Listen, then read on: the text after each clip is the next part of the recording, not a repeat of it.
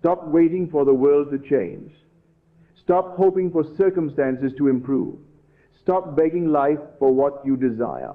The power you have been seeking outside of yourself has been seated upon a throne within you all along. The name of this law, the foundational principle upon which all of creation rests, is the law of assumption. What does it mean to assume? It is not to hope. It is not to wish. Hope is a beggar standing with an empty cup confessing that it does not have.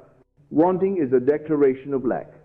When you say, I want, you are by the very law of your being affirming your separation from the thing you desire.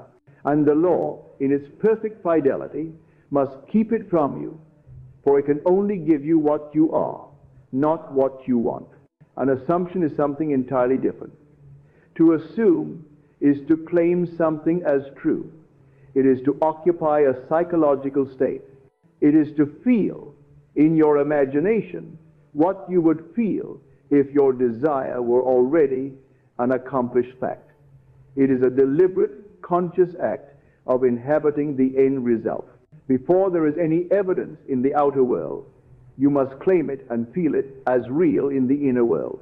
Consider the story of an architect who wishes to build a magnificent skyscraper. He begins in the world of cause. He begins within his own mind. He sees the building, complete and perfect, in his imagination. He walks its halls.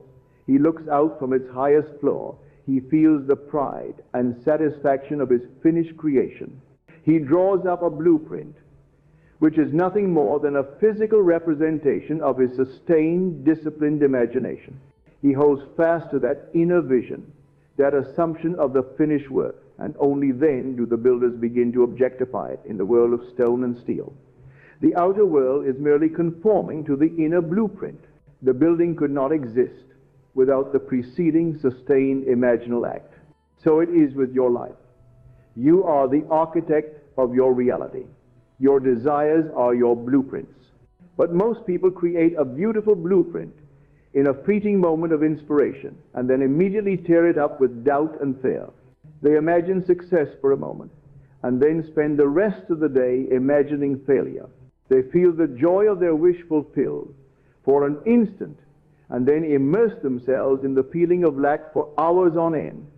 And then they wonder why the magnificent building never appears on the skyline of their life. The law is impartial.